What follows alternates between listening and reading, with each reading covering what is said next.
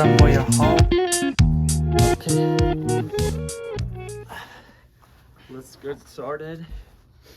Hello, guys. I hope you all doing great. So today we're having our second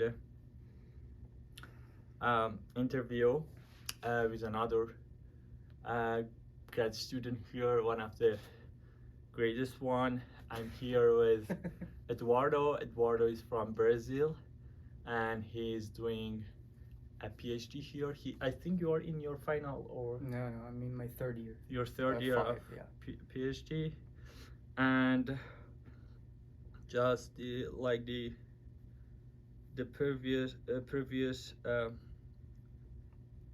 shit, I can't find. Oh yes. The previous interview, I'm gonna ask some questions about how he's doing his research and what was his background, just to give you a taste of what it's like to do philosophy here and uh, how philosophy departments are pursuing their academic project. So we are at the library of the University of Alberta, Department of Philosophy, Assembly Hall. So let's get started. Eduardo, can you tell us a little bit about yourself and your background in philosophy? Yeah, so I started. I'm actually uh, a law student. I started in law, and I did my MA in philosophy in Brazil. But then when I was in Brazil doing my MA, I did a research internship here at the university. It was a program from the government of Canada, Emerging Leaders in the America. And so after doing that, it was a 6 month stay. I went back to Brazil. I defended my thesis and applied for the PhD. While I was in Brazil, I was studying mainly my focus. When I was in law, I was studying a lot of the French. So I was studying Foucault. I was studying also Italians like Agamben and Roberto Esposito. And but when I went to my MA, I was studying kind of a strange mix, which was Foucault and Adam Smith, Mm. and I was criticizing a specific read that Foucault gives of Adam Smith in one of his lectures series, The Birth of Biopolitics. Oh.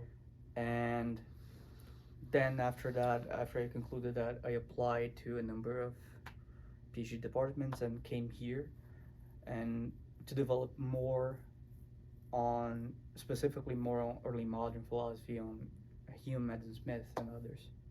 Great.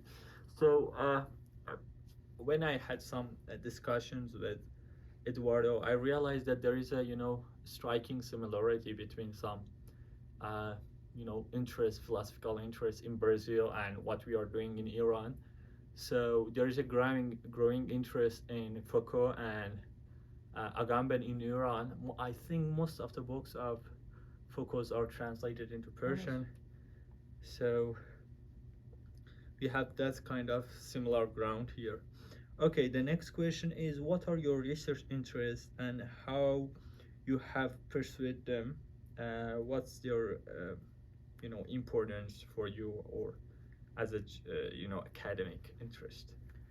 Yeah, my main research now is I'm trying to develop research on the notion of sympathy in the 18th century. Notion of Sympathy, sympathy. especially how it's developed by Hume, by Adam Smith. And I'm interested also in the kind of, how can I say it? So sympathy is usually portrayed as something which engenders a kind of sociability or a social bond in society. It was the main, I would say, the main concept that they would deploy to explain how society and civil government comes about. Of But I'm course. interested in how those philosophers also see sympathy as being dangerous, as, let's say, developing factions or even religious factions in the 18th century.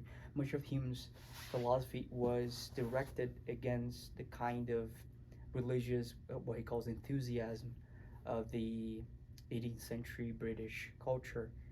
And sympathy has this, it's sort of a blind mechanism where you share not only emotions but also beliefs and stuff like that, and can create, because of its own limitations, it can create faction in society. So I'm interested in this, doing this kind of counter history of how sympathy can not only develop social bond, but it can also put it at risk. Uh, so Hume has this idea that sympathy can somehow produce, social tensions. Yeah.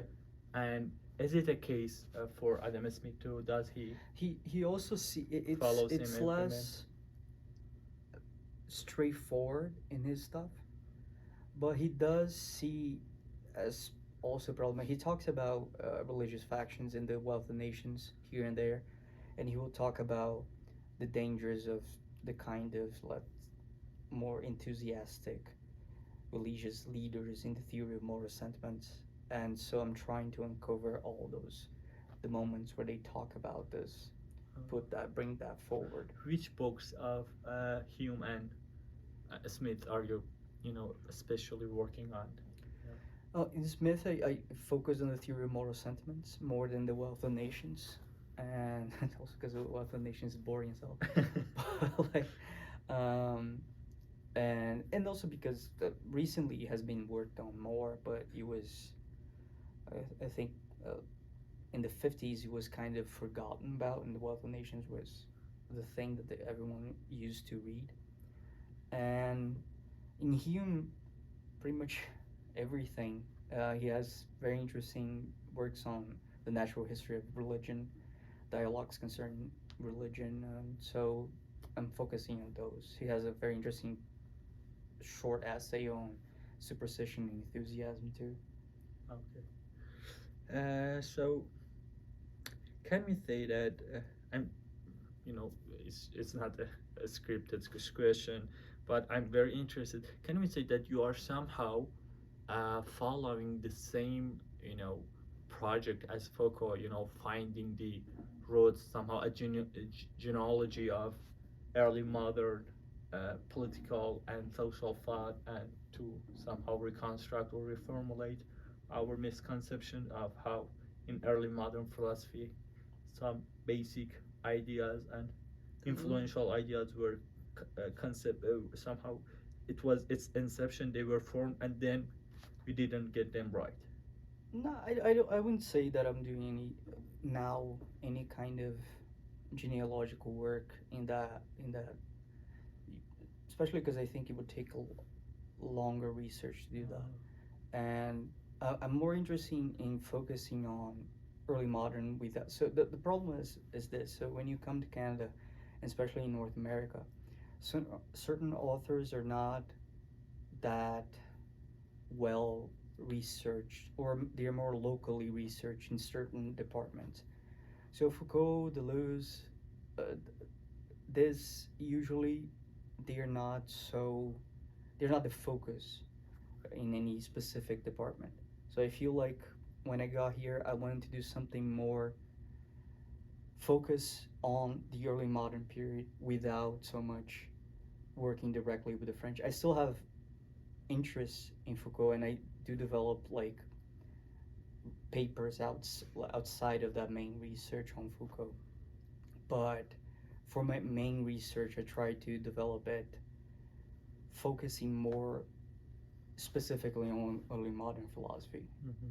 not so much a dialogue between them. Yeah.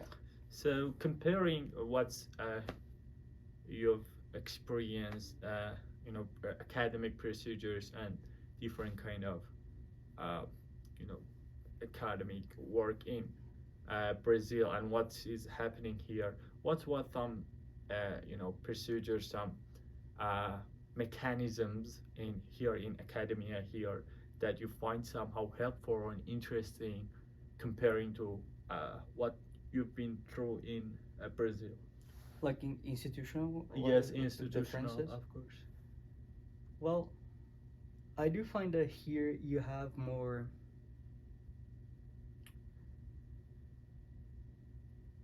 I think you from Brazil, the distinction is clear in terms of how the PhD is conducted. So in Brazil, in order to get to a PhD, in order to enter into a program, you have to have a defined project where you will defend that project even before you get in, and then you're going to like develop that specific project. Whereas here, the idea is for you to develop the project once you're inside, develop a project once you're inside. So you don't have to like have anything very specific. You can have interests. You can have an interest in this and that, but you don't have to have something very specific in mind when you get in. And then once you're here, start doing courses, and then you develop that. Whereas in Brazil, you're more like already your path is already kind of set into a specific project. So that's one main difference, I think. And also, I think that because of that, what happens in Brazil is that there is kind of a little bit more continuity between what you do in your master's and what you do in your PhD. Although here there's also a continuity, but I think that the one thing that you have to be able to do once you're here is be able to do different kinds of philosophy. You have to be kind of open to go and maybe study something different than you thought you were going to study before. You have to be more like flexible in that way. Of course. Yeah. Okay, thank you. So, some books and figures that are relevant. I think you have talked about that already, but if you know, want to add anything else, some books and figures that are relevant to your research interests. Some contemporary figures that are working on the same research area. Oh yeah, the research I'm doing now, so it's on Hume. So I'm pretty much reading and rereading the treatise and all other major books like that. But I'm even though I'm doing research on early modern, I still maintain a very postmodern kind of outlook into things. So I do separate those two things, and in terms of how I started, there is a book by Foucault that I really like, which is Society Must Be Defended. It's a series of lectures that he gave. And also Deleuze's book on Hume is really interesting. It really helps to like look at things in a different perspective from the usual kind of more analytic outlook that is given to Hume. Although there is so many authors that do Hume that you can go in any direction, and so it's of course. So those books on Hume was Empiricism and Hume?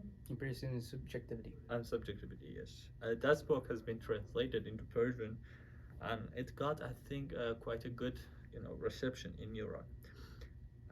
So the society must be defended by Foucault, and Empiricism and Subjectivity by Deleuze. So the final question: which department or professors do you consider as the best match for your kind of research interest? I know it's a very general question, so you can look at it at any angle that you I'll want. put it like this: if you're looking for when you're looking for a department to apply, you have to kind of maybe make a list of what your interests are, and then search by what can most accommodate your research interest, right? You don't want to, let's say you like continental philosophy of any kind, and you don't want to apply to a full analytical department, because then it will not have that kind of, it will not be a good fit, right? So I came here especially because it has a very interesting, I would say, more than one professor that works on the history of philosophy. So you have ancient philosophy, you have early modern, Renaissance philosophy, you have all these kinds of things. You also do have analytical philosophers, but if you're interested more in the continental side, you're going to have a lot of classes on history of philosophy. And my current supervisor, Emma Schmitter, that works on early modern philosophy, works on the history of passions in the 17th, 18th century. So it's a good fit for the stuff I'm working now. It was a good fit for the stuff I was doing in my MA too. So um, I would go for, if you're looking for a department, really go and take a look at the full professors. Sometimes you're going to see maybe some instructors, but focus on the research being done by full professors that are there, for associate professor, but professors that are going to be there for a long time, and see if your interests fit, or even if you can, not only if your interests as they are now fit, but maybe if you want to change a little bit of your focus area, maybe you want to go into another thing, maybe see if those focus, or you maybe you can see like, oh, maybe I wanted to develop more on this, on, I don't know, uh, phenomenology, and I don't know, Heidegger, Merleau-Ponty or something like that. So you focus on the professors who can do that in the department, you know, but go broad, I would say. Thank you. So another question that just popped up in my mind was, did you get in touch with Amy before you even applied for here through email? So I did, because when I was doing my MA, I wanted to get the scholarship to come here and do a research internship. So the way this scholarship works is that you contact the professors and see if they accept like supervising you for the 6 months you were there. But so I contacted them directly. If you're not doing so, I knew her before, and she was one of the professors who wrote a letter of recommendation letter for me when I was applying for the PhD, because she knew my research and she had like overseen it for a while. But if you're going for a PhD, it's always nice to actually, you know, maybe send an email to the professor and tell them what what's your like broad idea for research, and if they would be interested in supervising it. Mind you, a lot of them are gonna say that they are gonna be like, uh, I cannot guarantee that you're gonna enter just because I tell you that I'm interested in that subject, or that I can eventually supervise that. That's something that they have to say sometimes, especially I feel like when you're from, not from like the United States or Canada, they will do this in order to explain how the process of getting accepted works, because you're accepted, it doesn't mean that you're going to work with that professor specifically throughout. Whereas in Brazil, you get accepted, you already know who you're going to get for the whole of the. Here is more of a departmental thing, and then you can change the supervisor once you're in the, the program. But it's always nice to send an email just to see if they are, interested in the stuff you were proposing. You don't have to do anything very specific, just your broad kind of interests. Okay. Great. Thank you so much, Eduardo. It was very, illuminating and great. So, is there anything that you want to add? Nope, I'm good. Thank you, guys. So hopefully these videos will help a bit, and let me know if you have any kind of questions or comments. You can email me, or you can just simply write your comments in the comments section. So thank you so much, and have a great education. Okay.